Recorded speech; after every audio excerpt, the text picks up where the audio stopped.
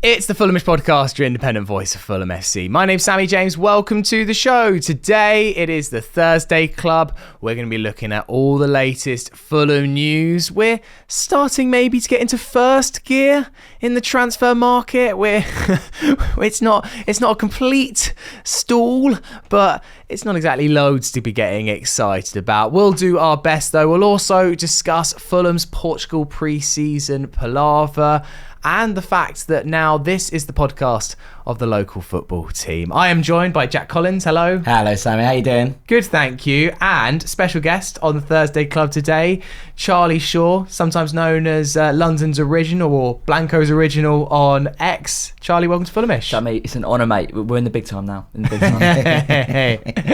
How you doing? Not too bad, mate. Not too bad. Yourself? Yeah, good, thank you. You've been a writer on Fulhamish for a while, and we thought it'd be a good time to get you on because you wrote an article yesterday about the Portugal preseason palaver, which we're going to get into, and we kind of wanted to get your personal take on that because obviously quite the shit show from Fulham FC. But first, before we get all neggy on that, Jack, get all worked up. Yeah, Jack, how was your stag do in Ireland? Yeah, it was very good. It was very good. I'm still feeling the after effects. So I've got to clear those because I've got another stag this weekend in London. Charlie, how was your weekend? Wait, 5 days, mate, and we are firmly in the build-up for Portugal. The finances need to be built up for plenty of super box to be consumed in Portugal. So we're in the build-up. It is a dangerous time to be a super bock with the Fulham pre-season coming. I had a fun Fulham moment, so I went to the Open this weekend. Yes, how was it? Amazing, lovely. Didn't see that much golf, sadly. I was more working, but I did get, I caught Rory missing an eagle on the 12th and saw Shane Lowry. Basically, they were the only two golfers anyone cared about. If you wanted to go watch Justin Rose, you could basically go watch him by yourself. Fair. As it should be. Yeah, if you wanted to watch Shane Lowry or Rory McIlroy, it was kind of like get to the back of the queue. But I did have one moment this weekend where I was just walking on the course on my own between maybe like I was walking down to the 7th, I know that much, and someone just goes, "You whites?" Fantastic. I was just like, shouts in the comments, whoever that was. Yeah. I was just like, hello. So yeah, it was all good. Bit of Fulham representation out at Port Rush. Right, let's get into some latest transfer rumours. The biggest one, Jack, Kiernan Dewsbury-Hall, was reported yesterday by Dharma Sheth from Sky Sports. There's always a few players that I'm always just like, could see him at Fulham one day, and I've always thought Kiernan Dewsbury-Hall feels a little bit like one of those players that Fulham, if not we're going to sign, it could be linked with. Floppy hair, double barrel surname. Yes. The Emil Smith Rowe, the number 8. Yeah, that's my big question. If we're bringing in Kiernan Dewsbury-Hall, are we bringing him in to potentially be a number 8? I think so, yeah. I mean, it's the place I think that he's obviously been, played a variety of roles from a kind of deep midfield position. He's never been a complete number 10. He's a bit of a tweener in that regard between an 8 and a 10. But I think that Fulham would be bringing him in to kind of provide some creativity from deep without losing the work rate. And I think that it's easy to forget with Kiernan Dewsbury-Hall that when he was the best player in the Championship, he was the best player in the Championship by a distance. Like, he was a really, really impressive performer in that team. And look, Maresca's Leicester were excellent in the Championship in terms of the way that they dominated possession and all of those things. And so there will be question marks in terms of switching fits and switching styles. But I do quite like it. We said at the start of the summer that we needed someone who's going to play deeper in that midfield and still not lose the creativity. I think he's the kind of player, I was talking to Neil Atkinson from the Anfield Wrap earlier, he was like, he's the kind of player that could just sneaky turn up with like 10 goals and everyone would be like, how do you do that? Like, that wasn't in the book, that wasn't on the books, that wasn't on the cards. So I'm quite excited by this link. I don't know if this is going to move any further quickly, because as much as it's frustrating to watch Fulham's activity and kind of lethargy, should we say, in the transfer market, there is an element with someone like a Kiernan Dewsbury-Hall that you look at the Chelsea squad, which has, 46 players in it now, and they're trying to sign 2 more this week.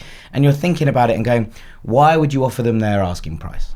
Why on earth would you go to Chelsea and be like, have what you want? Because come, the last 2 weeks of August, they're going to be like, we need to get these guys out because they're not going to be registered for a squad. That's the capacity they're at right now. So I can, whilst I've been frustrated and, the lack of kind of early movement annoys me from that perspective. On the other side of that coin, if you can knock 10, 15 million off the price tag that Chelsea are putting out there, then I think that somehow changes the kind of attitude. So I wouldn't be surprised if this one does have legs, but I also wouldn't be surprised if it doesn't move again for another 2 weeks.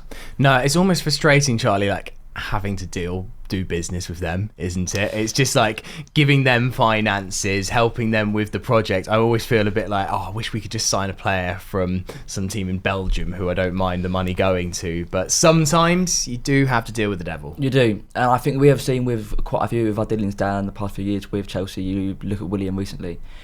We have got quite a few good deals from the wrong side of Fulham. The thing that I question with bringing in Kiernan would be, where does that leave Josh King's role in the squad this season? Does he still get that pathway that he needs to really break into the first team this season? Because they are probably of a similar role. I think you talk about Josh being a number 8 / number 10. I think that's sort of where sort of they've clashed. And then you've got Tom Kearney, staying out Fulham this season. Where does that leave Josh King? I think that should be, for me, Fulham's priority within the midfield this season is seeing the development light of Josh King. I wonder though if that's the case. I wonder if they see Josh King as the kind of pure rotator. Like, I think we're all kind of the agreement, and it doesn't matter if you like this or dislike this, that Andreas probably goes. Yeah. And so whether that's a good or a bad thing is kind of indifferent, right? And if he does, then suddenly I think you have a little bit of a hole deeper down. So I think that if that happens, Josh King becomes the rotator for Emil Smith-Rowe. And Sammy pointed out that obviously we saw him a little bit on the left at the end of last season as well. That's potentially the space that he gets into. And I think if Dewsbury-Hall comes in, he plays alongside a Berger or a Lukic deeper down to kind of allow us to have a little bit more creativity than what we had with those two as a shield last year. But whether that plans out or not is a completely different question, I suppose. I mean, interesting that this morning Marco Silva spoke to Sky Sports News and he talked about the lack of transfers, actually. And I saw this and I was like, here we go. The meltdown started. But actually, it seems like Marco's put a bit of cold water on the situation. He said that myself as a manager and all the managers, they would prefer to have the squad almost complete in this stage of the pre-season. Until now, it's not been possible, and I understand the fans. But what I can tell them is that we are working hard. We haven't started in terms of signings, but we have a lot of business to do in this market. And then he kind of loosely hints about Reece Nelson, but also kind of gives the line, I'm not going to talk about other players from other clubs. So a classic. Yeah, dodged that one. Yeah. But I mean, interesting, Jack, that he's gone and actually not lost his head, which is what he has done. I mean, maybe that's still to come. Yeah, I mean, I wouldn't rule it out, if this is still the same situation in 2 weeks. I think, this is the thing, we get frustrated, and obviously there are levels of a line that he has to toe as well in terms of working for an organisation that we don't, because we don't work for an organisation, we're just fans of it.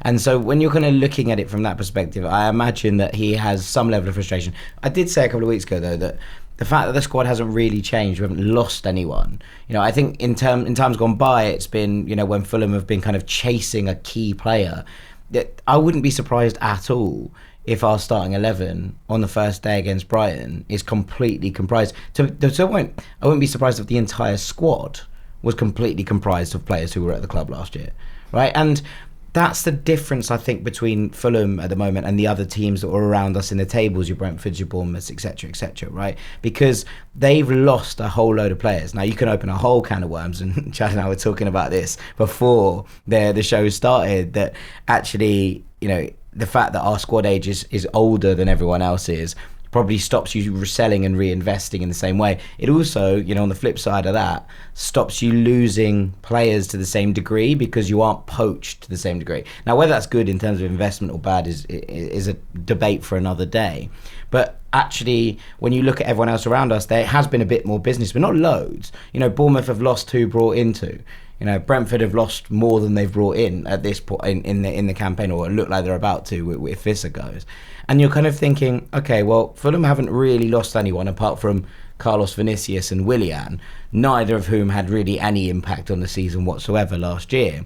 And so is there a place here where obviously you want to improve the squad? And we talked about, that we think 4 or 5 needed to come in order to push us to the next level. But also you have to kind of wait for some outgoings as well, especially if Reece Nelson is coming back.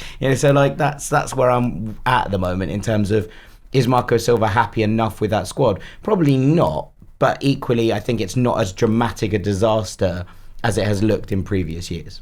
Yeah, do you think, Charlie, the fact that Marco seems quite calm, if that quote's anything to go by, does that make you a bit calmer about the lack of activity? Well, we've seen Marco speak about previously his frustration with signings, coming late a lot. I look back to the press conference. I think it was 2-3 years ago now. I think it was against the preseason friendly we played. The first time we came up against it was a Spanish team. Oh, Villarreal, right. And he was very frustrated that we brought in pretty much nobody by that point. I think that with us seeing this again, I think that you are completely right, mate, that this Fulham team needs the finishing touches of a squad. We don't need a real overhaul of the team. But I think that for me just builds frustration that, say that we did get those players in early, what could this Fulham team be on the first day of the season with an improved team? Yeah. Because it is a case of, will this see Fulham go into a massive decline? No, of course it won't. But when we look back in years to come, and we maybe got relegated, because that is the sort of reality of Fulham, that one day that will come to an end. The Premier League status that we have, will we look back at these times and go, say that we got the business done early, could we have pushed on more within the early part of the season? That's something that we'll never know. Was it a missed opportunity? A missed opportunity, I think, of course. I think you're absolutely right. And that's it. It's the frustration around that. But equally, I think it's the other thing is, so the flip side of this, and all of it is, last year obviously we didn't get a pre-season for Emile Smith-Rowe. We saw Cesc grow into the season, for example, so that he was a starter towards the end of it. Sander Berge was probably the player who had the most impact from the signings. He had a slow start though. Season. He had a slow start. If Fulham come into this season and we see an Emile Smith-Rowe who's fully fit, we see a Ryan Sessegnon who's very comfortable in his place in the team, is that going to look better, especially having had a rest? I know that obviously we saw some of this towards the end of the season, but everyone was a lot of tired legs going around. Are we going to see those improvements? The other, but then if you sign players late, are we not going to see those players come through? Are we going to be, I think Dan Cook made the joke the other day, he was like, am I going to be writing an article in 3 months' time after we sign Kiernan Dewsbury-Hall on deadline day saying, next season will we see the best of Kiernan Dewsbury-Hall? So there's, doing the same thing over and over again is madness, right? But there is a sense, I think, with the stability that we have in this squad, that it doesn't feel like last days of Rome. It feels like, it'd be better if we did something. I think my only fear is that, look, it seems like at the moment this summer's going to be a very stable summer for Fulham, and that we're going to be going into next season with most of the squad that was here last year. It's all going to be, I think it's lining up for me quite nicely. My worry is, and you only have to look at what's going up the road in West London, and they're being absolutely gutted, and they're going to have to start the season afresh with new manager and almost an entirely new core of the team. Yeah. I always feel like in football, I think all levels of football really, but particularly in the Premier League, when you are not maybe one of the big fish, you're only if it's all good now, a year down the line, I fear that the fact that we're going to have an aging squad, I just feel like there inevitably will be a lot of players that might want to move away. We do need to be doing some sort of preparation now, so that next season, if there are 3 or 4 players that leave, a la Brentford or other clubs in the Premier League who have been slightly gutted, I do think that we need to build ahead, and that's why I'm a little bit, I think, yes, going into next season, fine, maybe we're just bringing in a couple of additions, but we do need to have an eye on, okay, but what are we actually going to do in 26, 27? Yeah, I mean, look, it'd be nice to build the squad out, and but equally, without European football, it's hard to convince someone to come in and be like, but we're thinking about you for 26, 27. They were like, well, why would I come in now? Come sign me in 26, 27. And by that point, bigger clubs might want me. That's a difficult sell, I think, for teams. So we have to get that balance right. I agree with you. And look, again, I'd like the squad age to come down a little bit. But equally, that's the reason I think we're having a stable summer, because the squad age is relatively high. And it's because we haven't been picked off to the same extent, because why would you pay £50 million for Anthony Robinson when you can pay £50 million for Milos Kerkez, who's 4 or 5 years younger, right? Yeah. So like when you're looking at it from that perspective, it does have its benefits having a slightly older squad. But I think that in the long run, Charlie's right, you're right, that at some point, you only need one bad summer for it all to come crumbling down. Like, think about Southampton all those years ago, right? Like, everyone used to praise Southampton's recruitment model until they couldn't fill it. And then suddenly it was like, oh, okay. And it's obviously not going to be the same situation because it's not players leaving every summer and us failing or us having to replace them. But there is a moment where the kind of aging squad takes a kind of turn in a different manner. And that, I think, is the thing that Fulham need to be kind of aware of. Equally, Charlie made the point about Josh King. We talked earlier about future pathways for like Luke Diffuser roles and potentially Seth Ridgen. How do you convince those players to stay? Well, you've got to show them that there's opportunities as well. So you don't want to be signing players in those gaps. So it's an incredibly difficult balance to strike, right? Like, that is the thing. And it's nice problems to have in some ways. It's not having to scramble for promotion. It's not scrambling to stay out of the relegation zone. I don't think either of the, I don't think this year is going to be a major problem in that regard. Although I think that there's a chance if we stayed as we are right now, we drop a little bit closer to it. But like when you're kind of looking at it from a kind of perspective of where we are in the long term, you've got to balance that re-aging the squad thing with giving the opportunities to those young players that we're all really excited about seeing come through. Yeah.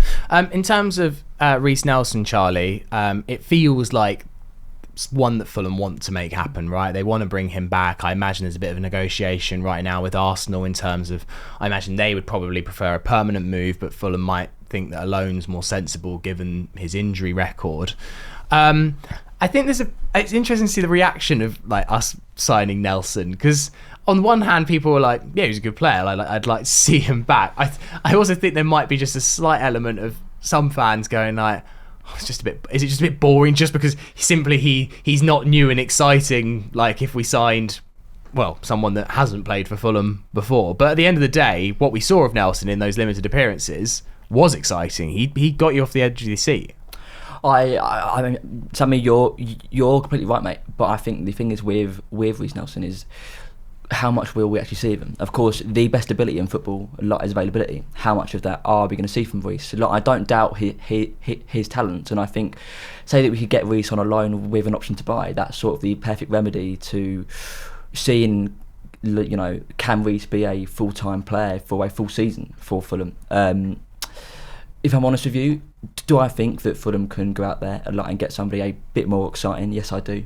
I think you've seen links in recent weeks to Samuel Chukwueze and even Mialik Fofana, who's maybe a bit too ambitious for Fulham, but he'd be a real coup. Can Fulham go and get somebody who comes onto that wing and really pushes the ceilings up a lot of this Fulham team?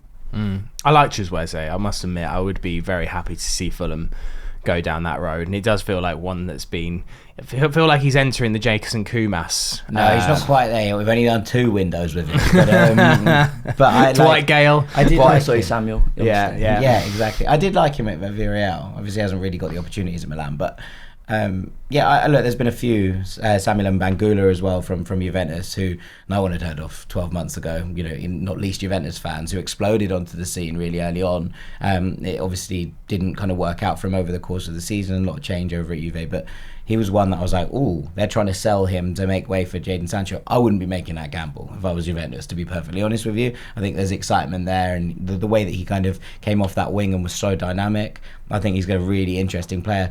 Do I think he's going to be a star every week, though? Not necessarily, whereas I think that if Reece Nelson was fit, Charlie's absolutely right. I think that the loan to buy from a Fulham perspective what you do is you put an obligation on it if he makes 25 appearances. Because that suggests he plays, 2/3 of the season? So if he makes 25 appearances, Fulham buy Reece Nelson, fine, everyone's happy. And I think it's perfectly reasonable to go to Arsenal and say, look, we like him, we are concerned that his injury record is going to hold him back, and he's got 2 years left on his deal. He's going to be cheaper next summer. If he takes another year out, and he takes a year out, if he's injured for another year, then obviously that valuation is going to come down. He's like, let's set the valuation now so that there's an obligation on it, and then if he makes that many appearances, then we can work with it. I think that's the sensible move from a Reece Nelson perspective, although I am with Charlie in that if we were going to go and sign I mean, two sides of it, right? One, I'd like to see us sign someone exciting and new and kind of expand our reach into different areas and not just be plodding down the kind of Premier League top 6, didn't quite make it there path.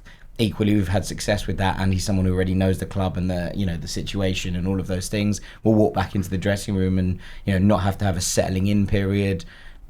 There's two sides to the argument. Yeah, I forgot to say that Dewsbury-Hall definitely fits the recent Fulham mould of signings, and he tried it at a big club. It hasn't quite worked out for him. Big Six rehabilitation clinic on the Thames. A couple of bits. I thought it was interesting that Carlos Vinicius has got a new club, Charlie. He's landed in Grêmio in Brazil. I wish him nothing but the best. I only hold happy memories of Carlos Vinicius for the most part, apart from when he decided to try and assault other footballers for about 3 games in a row. Chelsea player, I want it to Marco Silva, so for me he gets a pass on that one. Oh yeah, good point. But for me, Carlos is a cult hero, man. I think you go and look at his goal against Chelsea. I think, for me, you look down the years at the cult goals that Fulham have scored. You look at Diamanski Camera scoring those goals with that was before Micho, by the way.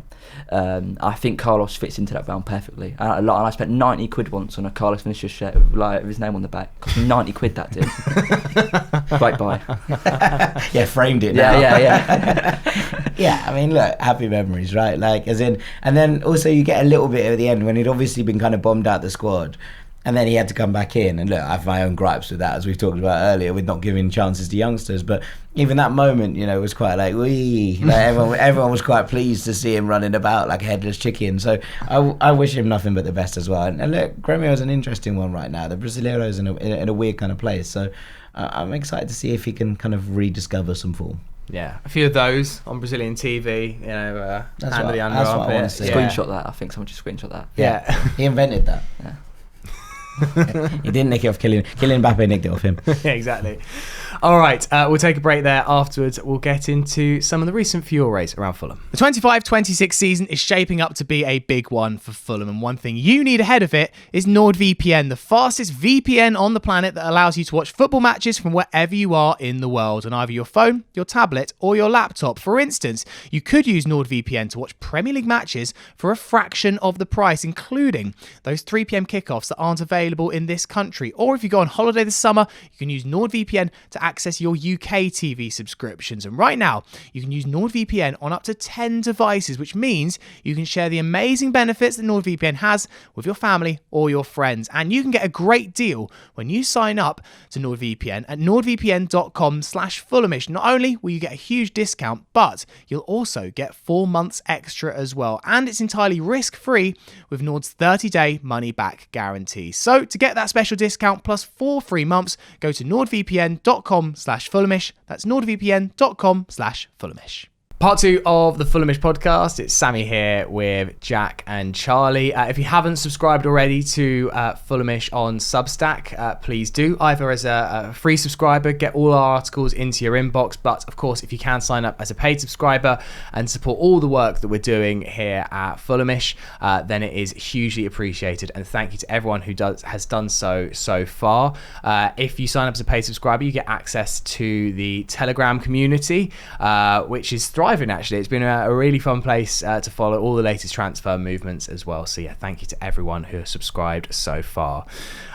If you go on the Fulhamish website, you will notice a new piece by Charlie, who talked about what is happening with Fulham's pre-season tour to Portugal. And Charlie, I think it's safe to say this has been a massive farce. So to give anyone the background who's maybe not followed it closely, Fulham are obviously, I think, either they're already in the Algarve or they're certainly going to the Algarve very soon.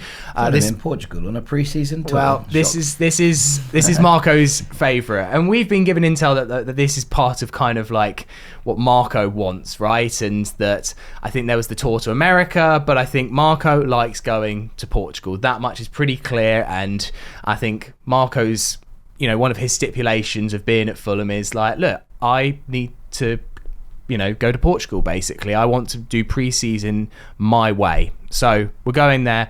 We're playing Nottingham Forest on Saturday. Now, that is a game that fans can attend. Fulham said that there would be 2 matches that fans could attend earlier in the summer, and then revealed that actually we're going to be playing Saudi side Al Ittihad on Wednesday behind closed doors. So, Charlie, you're off to Portugal on Monday? Saturday? Yep. How many games will you get to see while you're out there? Well, I'm one of the lucky ones that actually gets to see a game in Portugal. I know plenty of people who booked on the Monday and they are flying out for 4 days and they aren't seeing the game there at all. They are essentially going on a trip to the Algarve for a laugh, which, hey, I mean, there are worse places to go. But that's not the point. No, that isn't the point, of course, yeah. The club announced 96 hours before we were going to play our first game in Portugal that there wouldn't be 2 fixtures, there'd be 1 fixture. That has led me to taking a lot more time off work than I needed to. Like, I could have gone there for 3 days, like, you know, what you probably do, or like on a European away day, you would go for a couple of days and come back. I haven't been able to do that. I've got a whole week there. I've had to take a lot of time off work, spend a lot more money, and you know, times are tough. I've got uni in a few months. I need the dough. But I know people. There was somebody who responded to my article, on the Fulhamish website, plug, who said, I think his name was Jai Taylor, that he got in contact with the club and he said that he's flying out on the Sunday, and he contacted to the club to say, you know, we are missing the game. Can we go to any training sessions to go meet the players? And the club said that the club didn't plan to interact with fans on the pre-season tour, which I think, if I'm being really honest with you, that sort of illustrates the position that Fulham hold their fans in. It is really, you know, to not let fans know what is going on in Portugal for that amount of time. There was radio silence for weeks where nobody knew what to do in terms of Portugal. I still haven't booked a flight home because I don't know when the last game will be. I'm assuming that there's going to be 1 game, but what if Fulham announce while we're in Portugal that there's a second game? We just don't know. I think that this sort of perfectly illustrates that the club have real disregard for their supporters. They don't even care enough to let their fans know what is going on in Portugal. Say that the main sort of demographic of a lot of the fans going to Portugal sat in the Riverside, not in the Johnny Haynes, the Putney End, the Hammersmith End. Would this be going left for so long? No, I think it would. I think that we are sort of treated at Fulham, the hardcore support, as second-class citizens. At Fulham, it's a joke, really. It has to change. Yeah, I mean, even notwithstanding that, okay, plans change, I imagine organising friendlies is not just as simple as ringing up Al Ittihad and saying, fancy a game on Wednesday, lads. But at the same time, Jack, the fact that, even the announcement is coming less than a week before a game happens does hold the fans in some sort of contempt. Yeah, absolutely. That's exactly the phrase I'd use. Holding fans in contempt.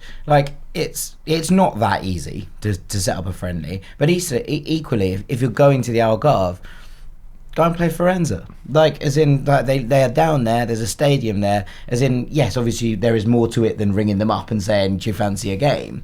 But equally, there is also options. It's not like there's one club in the Algarve, and it's not like it has to be a club who are playing in the tournament that we played in last year, the Algarve Trophy, which we're obviously proud holders of. You're never seeing that. Yeah, exactly. But in terms of just allowing people to be able to see and follow their football team is just minimum requirements. It's not that difficult to just be even if the statement is, look, we haven't actually worked out the opposition for the second game.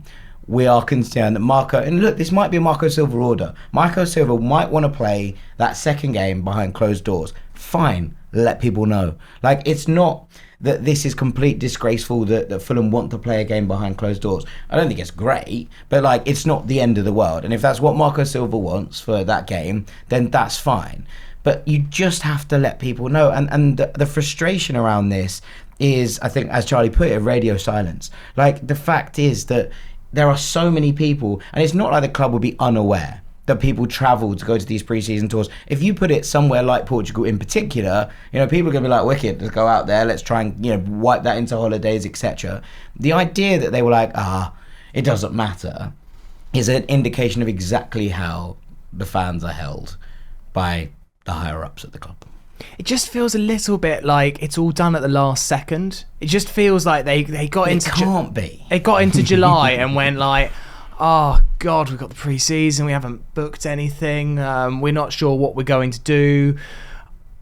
I think this is what, like the fan advisory board has had a lot of criticism, but I know that one of the things that they're trying to do is just trying to improve those communication channels and just tell people, just be honest. If it had been told at the end of May, actually, we're going to Portugal on a pre-season tour, but don't count that there's going to be any games to see because they might be behind closed doors friendlies. I think, well, I assume yourself, Charlie, you'd have gone like, okay, maybe I'll think twice before booking this, right? For sure, I think that I'd probably rather the Fulham that we're in the Algarve for 3 days. We played one game, and they said this a few months ago. That's easy game. You're there for like a weekend, and it's easy.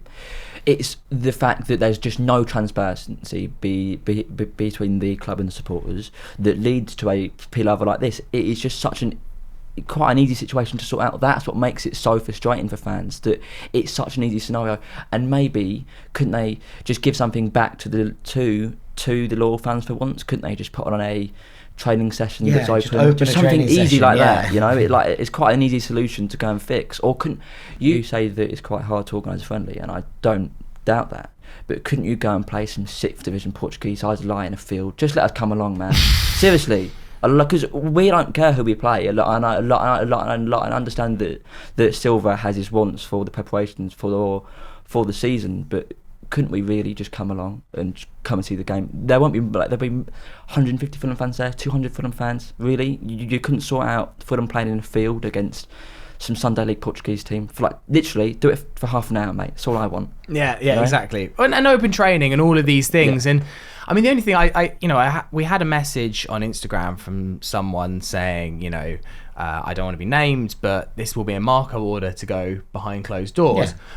But the only thing I will say to that is that they're looking at streaming the game on Fulham FC TV. They said that. So, I'm pretty sure Brighton will be able to access Fulham FC TV if that's what the idea of behind closed doors games is. That's another £5 every month for the club. Well, Tony Bloom. PSR. That's the only thing I'm like, if it's going to be streamed, then what's the point of behind closed doors? Yeah, also, if Marco wants to play a game behind closed doors, then he is entitled to that. He's the manager. It's totally reasonable for him to want to play a game behind closed doors. Just let people know. Just talk to them. It's not hard to just have a discussion. If Marco wanted the second game behind closed doors, right, he would have known that for months. If that was the way that he wants his pre-season schedule to work, he hasn't decided randomly 3 days ago that he was like, the first game can be first, but the second game has to be behind closed doors. If that's something that is a direct order from the manager, absolutely fine. As in, we say it so much, in Marco we trust, right? Whatever that looks like, just tell people. Just be like, look, don't. And I think the wording on the website was like, it will probably be 2 games. Yeah, probably is doing a lot of heavy lifting right now, right?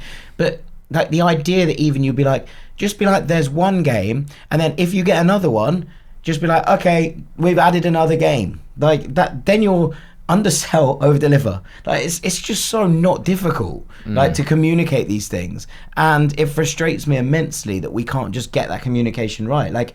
We employ an entire team of communication staff. What are you doing? Yeah, 100%. I mean, this leads into the other kind of gaffe of the week, which is the Fulham pier. Now, again, I'll explain this for anyone that missed it, but I mean, this was. I did miss this for Rory, so I'm glad for your explanation. Oh, okay. This was quite borderline amusing. I think you said a couple of times before the show, you were like, if it wasn't so painful, it would be funny. But Fulham Pier, as people might know or might not know, is effectively the rebrand of the Riverside. So the Riverside stand, that kind of bottom tier, the bit that's open to the public on a day-to-day basis, is now being called Fulham Pier. And I followed it on Instagram for the last few months, and not gonna lie, you wouldn't know that it's connected to Fulham FC, at all. It just looks like an event space. They do yoga classes and bagel making and all sorts of just activities. It's for local residents of Fulham. Fine. We're all kind of okay with that. Fulham then on Friday night put a tweet out and said, "Oh, by the way, if you're bored this weekend, why don't you check out the Fulham Pier?" And so a few Fulham fans did check out the Fulham Pier website, but then what they were shocked to find in the About Us section was that it read, "Sometimes we have to shut Fulham Pier if the local football team is playing," which was screenshotted, put on X, and received a really big reaction, a bigger reaction than I maybe expected, actually. I think Fulham fans are just like tired, and I think like it's one of those things like, look, some marketing person wrote this, maybe ChatGPT wrote it, who knows, but it doesn't really matter. If there were no other issues at Fulham, if all the fans felt quite happy and content with their relationship with the club, I'm sure we'd all overlook a little weird bit of writing. But Charlie, I think the reaction was so strong because I think there's just so many Fulham fans from all walks of life, from all ages, who are feeling so disenfranchised right now. And it's lines like that just make us feel that the club don't get it. I think you're completely right, Sammy. I think that the club don't get it. I think that there is at the minute a real feeling for me between disconnect between the club and the fans. I think that you look at how people who sit in the Riverside are treated on a match day and their facilities in the stadium. Obviously, I get that you're paying more money to sit there, but you look at the state that the Hammersmith End's in. You've got the situation with the toilets that has been spoken about to no end, right? We can't do that. No, don't worry. We won't, I promise. But I think that sort of divide, it's just showed by the local football club comments, and it does make me question: are the priorities of the club with the fans? I really don't think so. I think that there is definitely a real sort of bias towards certain people who sit in certain areas of the stadium, or that's how it feels sitting in H5. I think that is how a lot of people feel, that maybe we aren't wanted at Fulham FC anymore. People who are maybe more affluent are, though. Yeah, 100%. I mean, do you think your whole kind of blog, London's Original, is kind of like the view from the back of H5? Is the way that you're feeling like shared with your mates who you go to matches, or are they kind of thinking, are they not as bothered as you are? I speak to my dad a lot, and he is definitely frustrated. He's a bit more Fulham old school, and sort of from a similar predicament as me. I think that he sees Fulham as something that is different to what it, when he started going in the 80s, maybe it's completely different. It is a club that no longer really has a real care for its supporters. We happened to go there, but say that they would sort of turn us all away, and there'd be a sort of endless gate, a lot of tourists coming in. I think that I've said this before, like in the article that I just did on the Fulhamish website. I think that frustration, though, light is shared from a lot of people that I speak to, my dad being one of them, but I know that I speak to people that I'm friends with, and I think that they are glad that these issues are being brought to light, because I think that there is nobody like within Fulham who seems to really stand up for the core fan base, you know. I think that really does have to change, and I think that this recent week of a pre-season mishap and another easily gone wrong statement, I think that this should be a real landmark point for change, really. I think that Fulham fans should see themselves being held in higher regard than they are at the minute.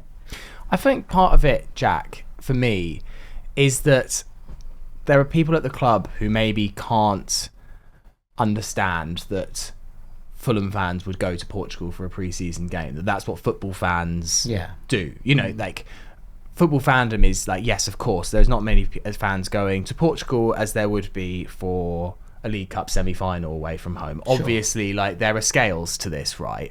But I feel like part of it is that it's almost like a shock that, like, that we have real football fans that follow this club home and away through thick and thin, and it's almost just like we go like, get surprised. They're surprised that we sell out Chelsea away on Boxing Day within a matter of minutes because they don't do loyalty points.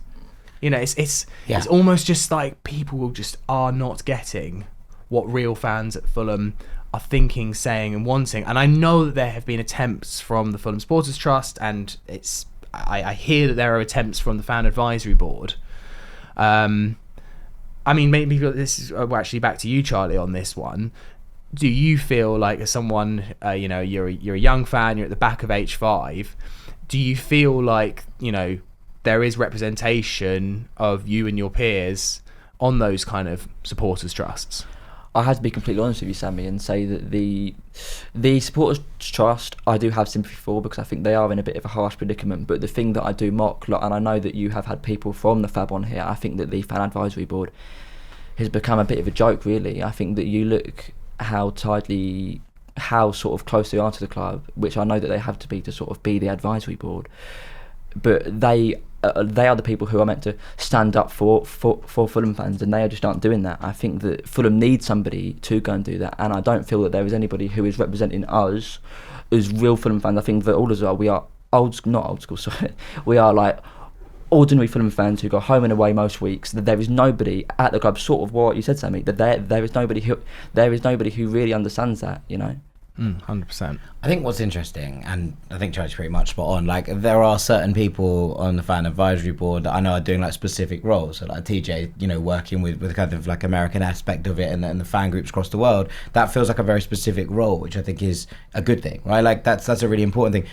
Is there just one of those for the Hammersmith end? That'd be good. Yeah. Like, as in someone who's actually going to be... Does anyone on the Fab sit in the Hammersmith end? That's a question I would offer to them. Like, and look, if there's an answer, and the answer is yes, please get in touch. Like, honestly, I'd love to have a chat. But, like, in terms of how that representation... And this is the thing. Like, I think it's not necessarily do you sit in the Hammersmith end? There might be that. But are you... like going home and away, are you going to every single match? I was being slightly facetious, but like, you know what I mean. And it's kind of like, the FST had its faults, no doubt about it. But in terms of actually representing it, having people you could see at games and speak to, I think that that existed, right? Like that existed within the organisation, and they have been sidelined for want of a better word, but by this entire process, which was done. Were we not the only club in the Premier League who did it completely via an interview process as opposed to by fan vote, etc., etc.? Mm-hmm. Like, I think that shows you where the direction of travel is. And I would say, to come back to this original point, like that line in the Fulham Peer website is almost certainly not written by someone associated with Fulham Football Club, for what it's worth. Yeah. But like the idea that, there is this kind of disdain towards it, I think is exactly what you said. On its own, in isolation, it's not a great line, but it's fine, right? Yeah. Like, it is fine. Like, as a descriptive, why wouldn't you just write Fulham FC? Fine. But like, as a descriptive, it's fine. But in terms of what it suggests in the wider outcome of what the club is and what the fans are, it feels like, there's this annoyance. Like the description of that, like the actual phrase, I think annoys me more than the phrase local football club. That sometimes we have to shut. What do you mean sometimes you have to shut? Like, this is built into a stadium. Like, as in, it's not. Arguably, that's when it's most open. Yeah, well, like, and also it's like that was the original purpose of this. It's not sometimes we have to do it. It's like a cafe having like a beer night or like a bar night, and then on the bar night website they'll be like, annoyingly, quite a lot of the time we have to shut because there's a cafe open. Like, hang on, like that's not the situation here. Like, that frustrates me more than the local football club line, which is like, I'm just like, I don't know anymore. My head's gone. For me, like, it isn't a one issue problem. Like, it isn't that comment or that statement. It's a build up of issues through the past 2-3 years, maybe even longer than that, that have sort of culminated a lot in the feeling at the club at the minute. Like, it isn't that playing a behind closed doors friendly is a particularly bad issue, or making that statement on the Fulham Peer website is that bad. It is that, like, cumulatively, it sort of brings about this feeling at the club that really makes certain makes certain Fulham fans just not feel at home at their own football club. 100%. Nailed it. Let's go into a couple of questions. I got this one from Tim Miller. Feedback on our five-a-side chat that we had last week on the Thursday Club. Tim says, "Dear Thursday Club, intrigued by your discussion as to who you'd pick for a five-a-side team. It got me thinking about the time Fulham won their only ever domestic trophy, the 1982 Evening Standard London five-a-sides." I didn't know this. Excellent. It was quite a coup, as we were a third-tier side that had showed the big boys how to do it. We'd actually just clinched promotion to the old Division 2. In the 80s, the annual five-a-sides were played at the end of the season just before the players headed off to the beach. It was kind of like the Champions League final, and we won it one time. Who knew? Star of the victorious class of 82 was the diminutive Gordon Davies, and he played alongside the even more diminutive Tony Finnegan. It prompted me to have a look at some of the other players of that golden age. In 84, Davies was still in the team, but he'd been joined by Microman Ray Lewington and Tiny Tot Ray Houghton. I'm thinking that the key attributes for a good five-a-side team are quick feet, small stature, pace, and silky skills. So what are you playing at picking Sander Berger? That's like deploying an oil tanker in a powerboat race. Where's Josh King? What about Harry Wilson? Bring back Cabano. All the best from Tim Miller. I mean, he's told me, because that was my shout for Sander Berger. Yeah, that's fair enough, but I didn't play five-a-side in 1982, and I do play five-a-side now, and I tell you, I get, as a small, diminutive technical footballer, I get bodied around the pitch by bigger lads, is mostly what happens now. So, yeah, take it with that where you will. In that ethos, though, that Tim shared, okay, if we are having to, look, we've got form. We clearly were the 1982 London Evening Standard five-a-sides champions, and we obviously won it with a team of small people. You'll never sing that. So what if we're going to rebuild a five-a-side team based on Tim's criteria? So basically, we need a small, diminutive five-a-side team. What are we going for? Well, who do we put in goal? Harry. Can't put Bernd Leno in goal. He's too tall, surely. Yeah, but he's also not that tall for a goalkeeper. And I'm not having Steven Bender in net. So, it's Bernd Leno. Bernd Leno is staying in goal. And it's Harry, Josh, Sess, Harrison. Okay. What about... Is Raoul small enough to be... No, he's over 6 foot. He's over 6 foot. Trying to think if there's anyone else. Timmy Castagna's quite small frame. Yeah. I think you could just play Harrison Reed as your lone pivot at the back. Okay. Or you could play him with Sess. And then play Harry and Josh up top. That would be a small, silky team. Okay, I like it a lot. One thing that we forgot to talk about is the fact there is actually another incoming transfer. Yeah, and I thought you were going to bring this up. I completely forgot, because to be honest, it's not exactly the one that's got my heart racing. Lem Comte, the backup goalkeeper. What do we know about him? Because I must admit, Jack, I'd never heard of him. Benjamin Lecomte, he's a Cap France international. He's about 34 years old now, so we're not doing anything in terms of pulling our squad age down, but I don't mind that necessarily for a backup goalkeeper. He's coming off a pretty poor season at Montpellier, but Montpellier were just pretty poor. And to be honest, I think this is quite a sensible one. If it's going to be cheap or even free, I think at this point, I'm not sure exactly how the structure of that works. But I think, experience, capped France international, if you're giving me this or Steven Bender versus Swansea in the Carabao Cup, I'm taking Benjamin Lecomte all day long. He's not going to play many games. I don't think he's coming in to challenge Bernd Leno and become the number one.